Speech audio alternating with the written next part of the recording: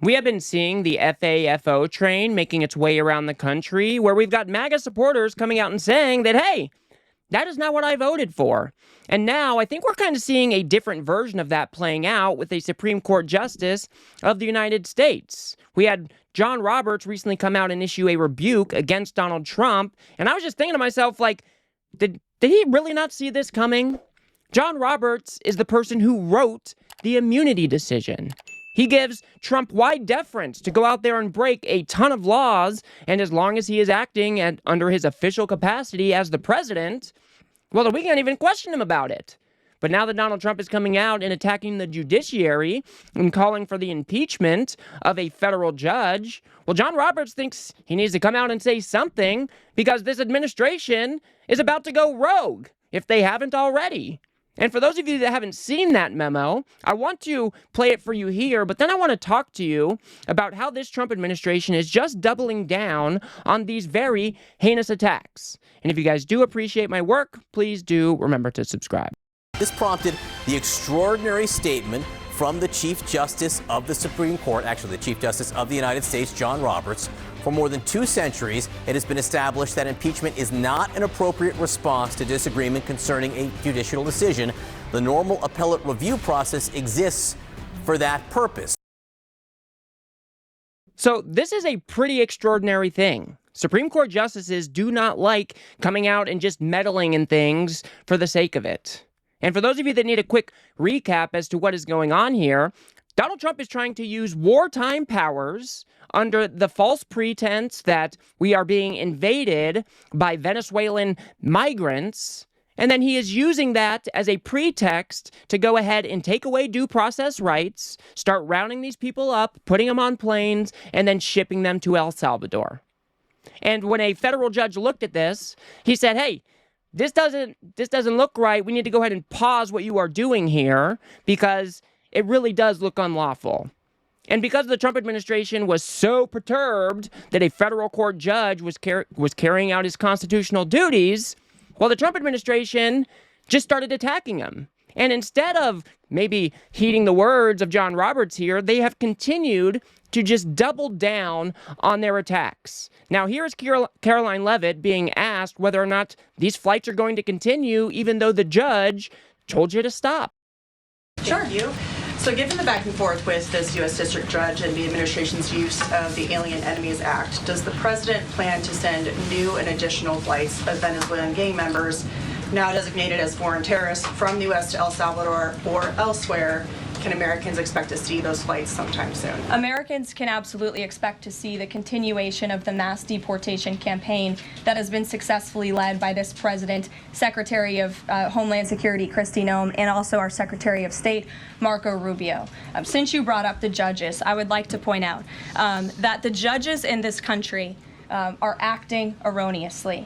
We have judges who are acting as partisan activists from the bench. They are trying to dictate policy from the President of the United States. They are trying to clearly slow walk this administration's agenda, and it's unacceptable. As the President said last night, we will continue to comply with these court orders. We will continue to fight these battles in courts, but it's incredibly apparent that there is a concerted effort by the far left to judge shop, to pick judges who are clearly acting as partisan activists from the bench in an attempt to derail this president's agenda. We will not allow that to happen. And not only are they usurping the will of the president and the chief executive of our country, but they are undermining the will of the American public, tens of millions of Americans who duly elected this president to implement the policies that are coming out of this White House. These comments are just downright insane. Just imagine if Biden directed his press secretary to come out and start attacking a conservative judge in this manner. They would lose their goddamn minds, and they would be right to do so, because a president should not be calling for the impeachment of a federal judge just because he disagrees with a decision. And the reporter was asking, like, are these flights going to continue even though the judge told you to stop? And instead of answering the question, she did a little sleight of hand there. She said, the mass deportations are going to continue.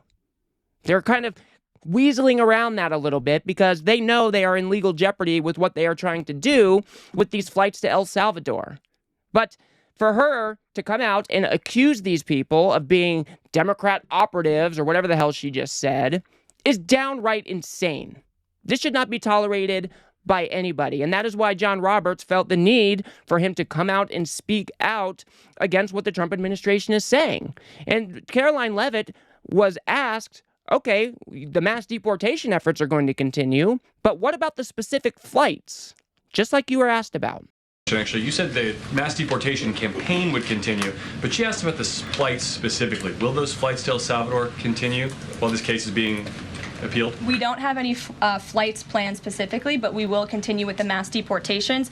And I would just like to point out that the judge in this case is essentially trying to say that the president doesn't have the executive authority to deport foreign terrorists from our American soil.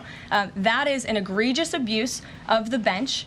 This judge does not have that authority. It is the opinion of this White House and of this administration, and that's why we're fighting this in court. And it's very, very clear that this is an activist judge who is trying to usurp the president's authority. Under the Alien Enemies Act, the president has this power, and that's why this deportation campaign has continued. And this judge, Judge Boasberg, is a Democrat activist. He was appointed by Barack Obama. His wife has donated more than $10,000 to Democrats, and he has consistently shown his disdain for this president and his policies, and it's unacceptable. You took me right where I wanted to go about the idea that these people are all foreign terrorists, but Judge Boasberg was originally appointed by George W. Bush and then elevated by Barack Obama. I just feel like I should clear that up.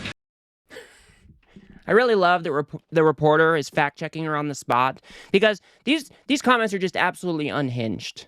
This judge was appointed by George W. Bush, and he is using his power in the judiciary to review the actions of a rogue administration. That is what is going on here. Because just think about what's actually happening. Donald Trump is using a law from 1798 invoking wartime powers. That way he can just start accusing people of being in a gang, and that will give him the pretext to just start shipping them to El Salvador. It strips away due process rights. Except we are not at war. No country has declared war against us. So instead of, actually having a war to contend with, Donald Trump in his executive order came out and said, well, these migrants are invading our country and they are, what did he say? An incursion. We are experiencing an incursion with these migrants and that they are waging irregular warfare against the United States. So he's making up this giant conspiracy to try to justify the invocation of a 1798 law. Of course you guys are going to get slapped down by the courts. You can't just build your conspiracy bubble and then try to force us all to live inside of it. That is just not how it works. And luckily for us, the courts are still asking for the facts. And that is what our court system is for. You're supposed to be able to present your evidence. You're supposed to show us the facts. And then if what you are doing is lawful, then the judge would let it go. So she is then asked about, or actually, no, she's not asked. She then goes on to accuse the entire judiciary of being against Trump by saying that 60% of the injunctions have been issued only against Donald Trump. But I really just don't think this is the own that she thinks it is. 67% of all of the injunctions in this century have come against which president? Donald J. Trump. Let me say that again. 60% of the injunctions by partisan activists in the judicial branch have come against President Donald Trump, and 92% of those have been from Democrat-appointed judges. This is a clear, concerted effort by leftists who don't like this president and are trying to impose or slow down his agenda. Now, I don't know if what she is saying is true, but like I said, this is not the own that she thinks it is. Most presidents don't get slapped down with all these injunctions because they are not trying to play outside of the bounds of the law. Donald Trump is a particular abuser of our system. He tries to color outside the lines all the time and go against our rules and against our laws and against our norms. And then, of course, he gets slapped down by the courts because he doesn't have any respect for the constitutionality of things, whether or not he's actually following the law. So when it goes into a court, when he is challenged, there's going to be an injunction against him. Shouldn't be that hard to figure out, Caroline Leavitt.